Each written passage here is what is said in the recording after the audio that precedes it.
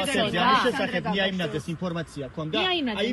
გიღმის ეპიზოდებზე ნიაიმნაძეს ინფორმაცია ჰქონდა წინასწარ? იცოდა რომ ეს ადამიანი ებრძვის მათ ჰქონდა საკმაოდ ინტენსიური კავშირი ერთმანეთთან, მოგეხმარებათ რომ ისინი შეყვარებულები იყვნენ.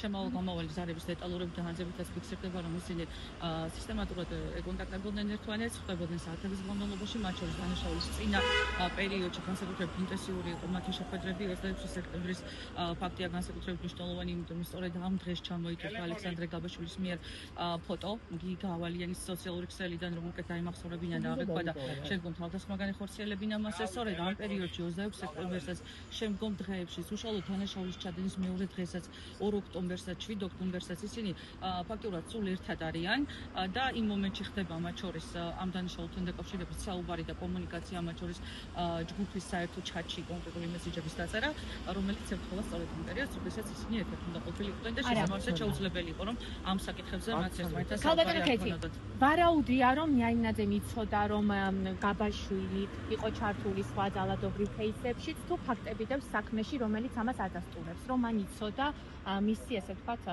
კრიმინალური წარსულის შესახებ.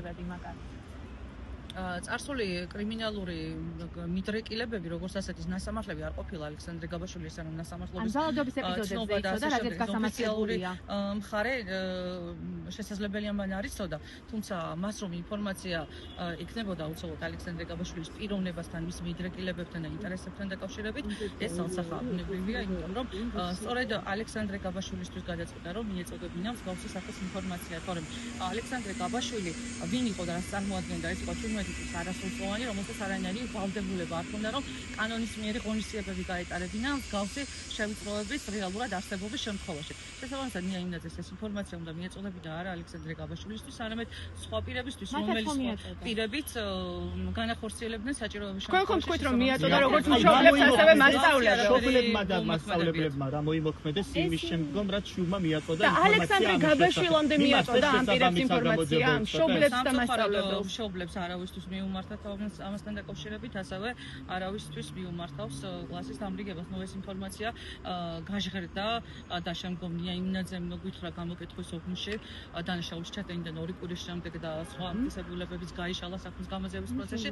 მაშინ, როდესაც უკვე სამწუხაროდ გარდაიცვალა გიგა ავალიანი, მანამდე ამის შესახებ თვალად უნდა. ფარულ ჩანაწერებზე მინდა გკითხოთ რა. ფარულ ჩანაწერებში მასწავლებელთან ამ საკითხზე საუბარი არ შემდგარა. ანუ ჯერ მათ უთხრა და შემდეგ ალექსანდრე გაბაშვილს ეს რო დავაზუსტო. არა.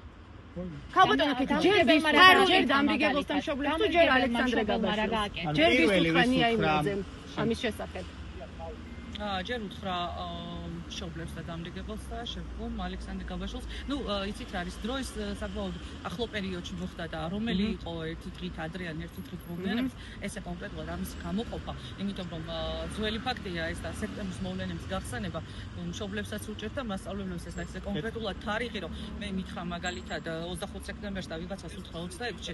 აი ესე ქალბატონო კეთი, და ფარულ ჩანაწერზე უნდა გკითხოთ, როდის მოიპოვეთ ეს ფარული ჩანაწერი, სადაც ოჯახის წევრებთან საუბარი ისმის ბრალდებულის, ანუ აი, რამდენი ხანია რაც ეს ჩანაწერი გაქვთ მოპოვებული? როგორც გითხარით, ეს მიმდინარე წლის თებერვლის თვეში მოვიპოვეთ.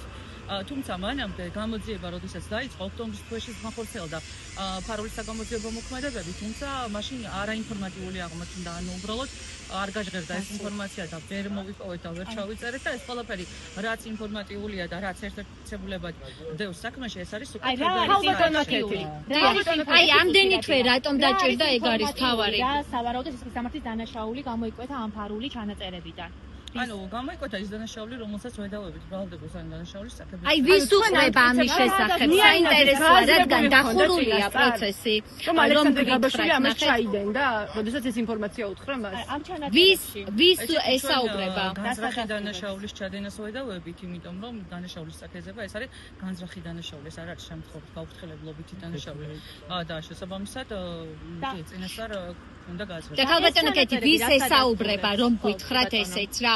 ნია ხარით საუბარი იმდინარეობს ნია იმნაძესა და მამამის ვალერიან იმნაძეს შორის, თუმცა იქ ოჯახის სხვა წევრებიც იმყოფებიან მათ ხმების. და შინაარსი ვიცით რომ ვერ გვეტყვით დახურულია ხტომა, მაგრამ საზოგადოებრივი ინტერესი მაღალია და ამიტომ გვაქვს ამდენი კითხვა თქვენთან. რომ გითხრათ, აი დაახლოებითი შინაარსი რა არის ნია იმნაძის დიალოგის მამასთან? ანუ განიხილავდნენ რომ ალექსანდრე გაბაშოვმა როგორ ჩაიდინა დანაშაული, რომ მამა ამბობს რომ ეს არ უნდა გაეკეთებინა და არასწორად მოიქცა, თუმცა არასრულყოფილი დეტონა ესაუბრება ამასთან დაკავშირებით, რომ სხვანაირად უბრალოდ ვერ მოიქცეოდა, რომ თანამედროვე ეპოქაში ცოტა სხვანაირად ხდება გადაწყვეტილების მიღება და ის არის ძველი თაობის წარმომადგენელი და ასე იმიტომ ფიქრობს და მამა-შვილს შორის მოკლედ მიმდინარეობს კამათი და შეფასება ჩადენილი ქმედების ალექსანდრე გაბაშვილის მხრიდან და მიმდინარეობს ამ საკითხზე ნია იმნაძის მიერ თავისი აზრის გამოხატვა, რომელიც ასევე დემონსტრირებას ახდენს, რომ ის არ მხოლოდ ეთანხმება იმას, რაც მოხდა, არამედ გარკვეულ წრებ ინფორმაციასაც მოხდა. პატიმრობაზე მინდა გკითხოთ, რომ 10 თვე არის ეს ნია იმნაძე პირველივე დღიდან იკითხება ხო გამოძიების სამჯერ აქვს ჩვენება მიცემული. 10 თვე გავიდა ამის შემდგომ, რატომ მოითხოვეთ პატიმრობა თუ 10 თვე გარეთ მისი ყოფნა არ იყო საფრთხესამცველი, არ აზიანებდა გამოძიების ინტერესებს, რას დააზიანებდა ახლა მისი მაგალითად გირაოთი გათავისუფლება? მოგესალმებით, რომ დანაშაულის კატეგორიის გათვალისწინება მოხდა ამ შემთხვევაში, ეს არის განსაკუთრებით მძიმე კატეგორიის დანაშაულის ჩადენა, რომელიც წლიდან 13 წლამდე ითვალისწინებს თავისუფლების საფრთხეს და სხვა ალტერნატივა სანქციის ნაწილში არ გააჩნია. ეს გავითვალისწინეთ მტკიცებულებების განადგურების საფრთხის ნაწილში ის გარემოება, რომ მას აბსოლუტურად წაშლილი და განადგურებული ჰქონდა ყველა ინფორმაცია, ანუ და დარეზეტებას ეძახიან ამას მობილურის მოკლედ ეს ჰქონდა გაკეთებული ტექნიკურად და შესაბამისად იქ არსებული სრული ინფორმაცია იყო წაშლილი და განადგურებული და სწორედ ამ წარსული მტკიცებულების განადგურების ფაქტიდან გამომდინარე მივიჩნიეთ რომ შესაძლებელია მომავალშიც განადგურებინა ეს ინფორმაცია და განადგურება სრული სახით არა მხოლოდ ინფორმაციის წაშლას მობილური ტელეფონებიდან, არამედ შესაძლებელია მას ჰქონდა ამ საკითხებთან დაკავშირებით კომუნიკაცია სხვა პირებთან, კლასელებთან, მეგობრებთან და ასე შემდეგ.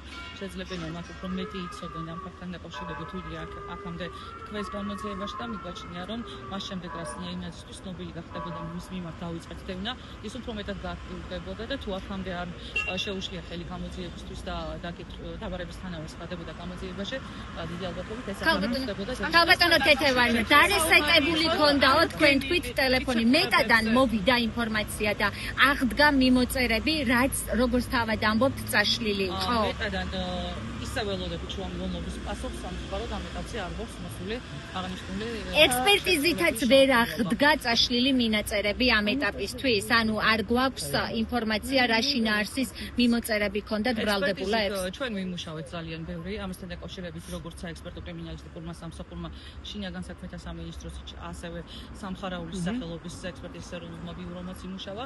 რამდენჯერმე ჩავატარეთ ექსპერტიზა ერთი და იგივე მობილურ ტელეფონებზე, ნაწილი აღდგენილი იქნა, ნაწილი ვერა, თუმცა ის რაც აღდგენილი იქნა, იქიდან ინფორმატიული არაფერი აღმოჩნდა, უშუალოდ ნია იმნაძის მობილურიდან გამოთხოვილი ინფორმაციაში, თუმცა კონკრეტული სხვა საფრთხის ინფორმაციები მივიღეთ სხვა პროდუქტებიდან. ქალბატონო კეთი, ანალიზია ბერვაში დაკავშირებით ამ საკითხთან, მის წინააღმდეგ რა მოწვევთ?